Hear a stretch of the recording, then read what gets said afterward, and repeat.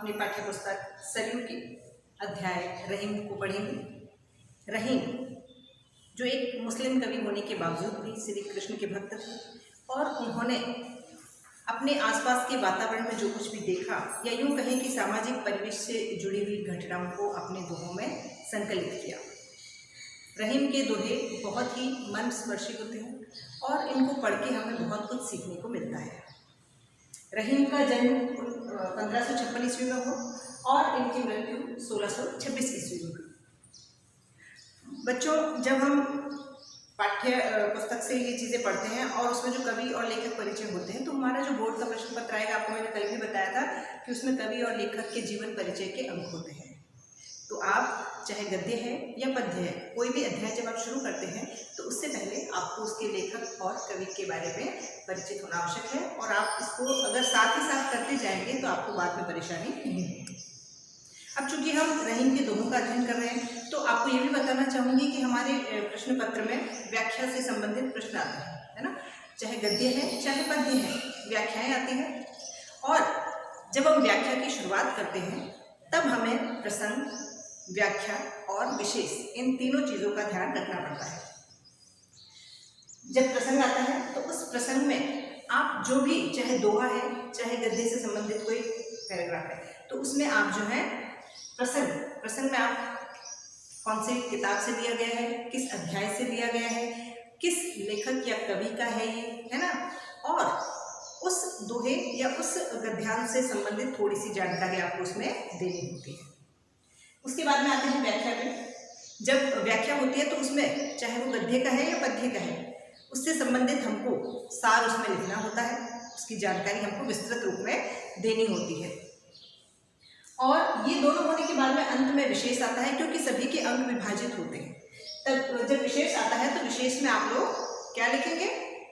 सबसे पहले कि जो भी गद्य है या पद्य है उसकी भाषा सहज, सरल, बोधगम्य है और उचित व्याकरणात्मक जानकारी प्रदान की गई है, जैसे रस, छंद, अलंकारों का या जो भी मुहावरा है, लोकोक्ति है, जो भी उसमें व्याकरण का टॉपिक आ रहा है उसकी आपको जानकारी देनी होती है।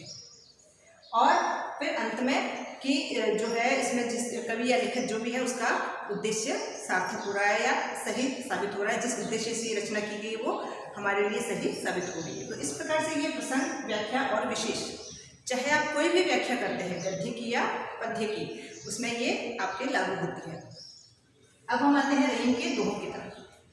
तो रहीम ने अपने दोहों का जब शुरुआत की तो कोई भी कवि जब अपनी किसी रचना की शुरुआत करता है तो शुरुआत में वह मंगलाचरण करता है और मंगलाचरण के दौरान वो अपने आराध्य या अपने इष्ट की जो है स्तुति करता है। तो यहाँ पे रहीम जी जो है वो गंगा की आराधना करते हुए कह रहे हैं कि अच्युत चरण तरंगिनी, शिव सिर मालती माल, हरि न बनाओ सुरसरी की जो इंदम ढाल। यहाँ गंगा मैया की आराधना करते हुए रहीमदास जी कह रहे हैं कि हे गंगा मैया, अच्युत, अच्युत का अर्थ होता है कौन? भगवान विष्णु। भगवान विष्णु के चरणों से निकलने वाली, अच्युत चरण तरंगिनी, भगवान विष्णु के चरणों से निकलने वाली, शिव सिर मालती माल, और भगवान शिव के सिर पे मालती के माला के फूलों के समान सुशोभित होने वाली, हरि न बनाओ सुरसरी, सुरसरी यानी गंगा, हरि यानी विष्णु।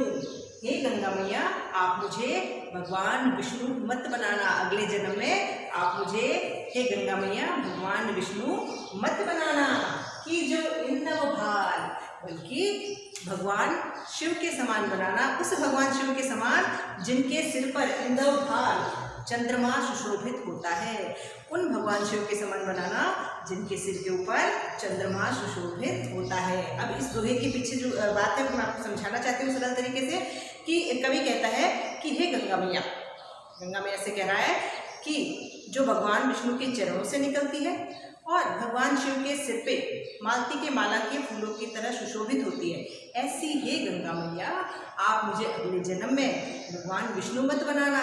क्यों?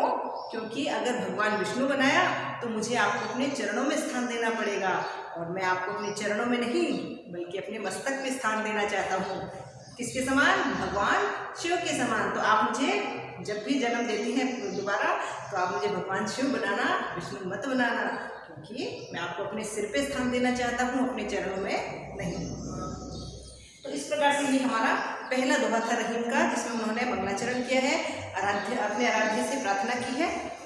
उसके बाद आते हैं हम दूसरे दोहे पे। अमी पियावत मान बिनु रही मन मोहि न सुहाय, मान सहित मरिबो भलो जो विष दे बुलाए। अब यहाँ पे रहीम जी हमें ये बताना चाह रहे हैं कि हमें अपने जीवन में मान सम्मान के साथ किसी के यहाँ जाना चाहिए, अपने स्वाभिमान के साथ किसी के यहाँ जाना चाहिए।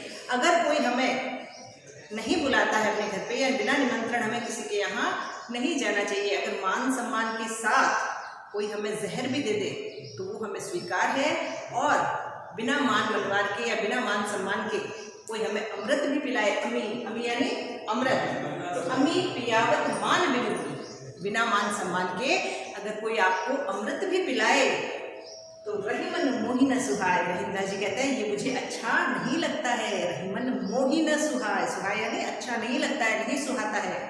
मान सहित मरिबो भलो, मान सम्मान के साथ मरना श्रेष्ठकर है। जो विष दे बुलाए, अगर कोई हमको विष पीने के लिए बुलाए मान सम्मान के साथ तो वो हमें स्वीकार है, और बिना मान सम्मान के अगर कोई हमें अमृत भी पिला रहा है तो वो हमें स्वीकार नहीं है। अब देखो बच्चों, जब ये दोहा अगर आपके आता है पेपर में तो इससे संबंधित आप दूसरे दोहे या दूसरा कोई अर्थ भी इसका बता सकते हो। जैसे जब समुद्र मंथन हुआ था, है ना, तो उस समय भगवान शिव ने हलाहल विष पिया था, आप सभी को पता होगा। और असुर का जो असुर राज था राहु, वो देवताओं की सभा में वेश बदल के गया बिना बुलाए, तो उसको अपना शीश कटवाना पड़ा, है ना। तो मान सहित विष पिय के शंभुबये जगदीश, बिना मान अमृत पियो राहु कटायो शीश। अर्थात मान सम्मान के साथ भगवान शिव ने हलाहल का पान किया और वो जगदीश, जगत ईश, संसार के स्वामी बन गए, और बिना मान के राहु ने अमृत पिया। बिना मान अमृत पियो राहु कटायो शीश, तो राहु को अपना शीश कटवाना पड़ा। बिना मान सम्मान के अमृत पान किया और उसको अपना परिणाम क्या हुआ, शीश कटवाना पड़ा। तो इस तरह से हमें अपने जीवन में अपने आत्मसम्मान का, मान सम्मान का हमेशा ध्यान रखना चाहिए।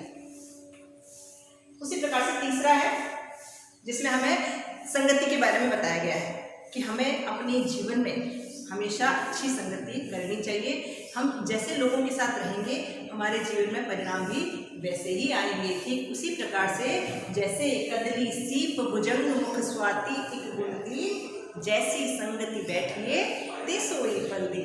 अर्थात हमें हमारे जीवन में अच्छे लोगों की संगति करनी चाहिए। अगर हम अच्छे लोगों के साथ रहेंगे तो उसका परिणाम भी निस्संदेह अच्छा होगा। ठीक उसी प्रकार से जैसे कदली, कदली का अर्थ होता है केला, सीप जिसके अंदर मोती होता है, भुजंग अर्थात सांप, मुख, इन तीनों के ऊपर यानी इन तीनों के मुख में स्वाति एक गुण तीन, स्वाति नक्षत्र में होने वाली जो वर्षा होती है उसकी पहली बूंद वो एक ही होती है। मतलब स्वाति नक्षत्र में जो वर्षा होती है उसका जल वो एक ही वर्षा का जल होता है, लेकिन जब वो इन तीनों पे गिरता है अलग अलग पे, अगर केले पे गिरता है तो वो कपूर बन जाता है, सीप के ऊपर गिरता है तो मोती बन जाता है, और सांप के मुख में गिरता है तो विष बन जाता है। तो इसी प्रकार से है वो स्वाति नक्षत्र की बूंद एक, लेकिन जैसे जैसे वस्तुओं पे वो गिरी उसका परिणाम भी वैसा वैसा ही हुआ। तो जैसी संगति बैठिए, हम जैसे लोगों के साथ रहेंगे, जैसी संगति करेंगे तेसो ही फल दीन, हमें अपने जीवन में वैसे ही परिणाम मिलेंगे, वैसे ही फल मिलेंगे। तो इस प्रकार से ये कोशिश कीजिए कि हम अपने जीवन में अच्छे लोगों के संपर्क में रहें, अच्छे लोगों से व्यवहार रखें और जीवन में अच्छाई की तरफ आगे बढ़ें। तो बच्चों ये थे आज के रहीम के 3 दोहे। अगली कक्षा में हम फिर और 3 दोहों का दोहरान करेंगे, क्योंकि धीरे धीरे जब करेंगे तो ये आपको समझ में आएंगे। अब आप इन दोहों को अपनी पाठ्य पुस्तक से इन दोहों को लिख के और उनका अर्थ अपनी कॉपी में करें। अगर कहीं कोई समस्या आती है तो आप मुझसे संपर्क कर सकते हैं।